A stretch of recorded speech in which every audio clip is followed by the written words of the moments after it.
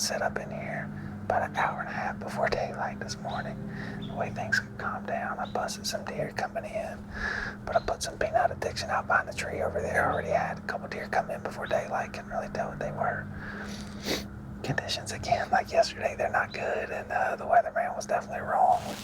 They seem to be a lot of times. It's supposed to be around 50 this morning, which is not cold, but I think it's closer to 60. It's supposed to be pretty calm, but it's windy. Not good conditions again, just like yesterday, but it is November. Anything can happen.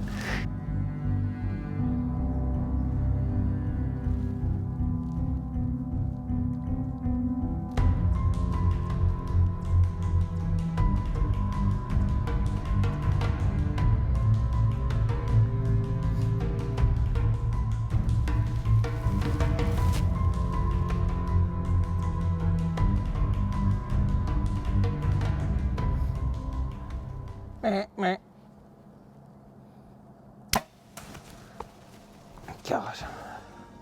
The only thing worse than missing a big buck is making a terrible shot on one, and that's what I did. I made an absolute terrible shot. I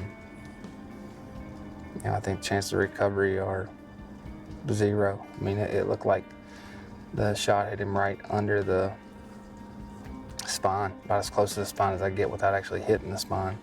Couldn't tell for sure if I hit him on camera, just looking at the small screen. I was pretty sure I did. I got down and got my arrow, and sure enough, I hit him. I went ahead and lowered my bow down. Going to pack up, get out of here, go get some lunch, come back in a few hours, and see if I can find a blood trail and track him. I know I couldn't imagine that deer not surviving that shot. So this is not something that any hunter that has any type of respect for the game that they're hunting wants to see. This was a bad shot, but one of the things I noticed looking back at the footage is something that I'm hoping you all can learn from this. And this is something that I knew. I know when a deer is alert, especially if they're out there at 30 yards, around 30 yards like this deer was, or beyond, that they can react really quick to the shot. And I should have held that pin on the bottom of the deer. I didn't. I'm up there self-filming.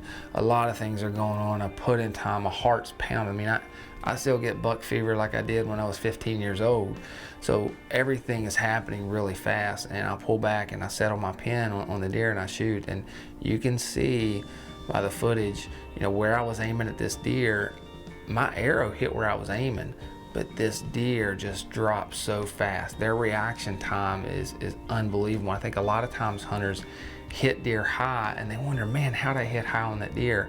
Because one of the great things about filming our hunts is that we can look back at that and find out what happened. So I'm hoping that even though that I made a bad shot, I'm hoping that some people out there may be able to learn something from this. I know I did, and I'll make sure that I settle down a little more next time and put that pin a little lower.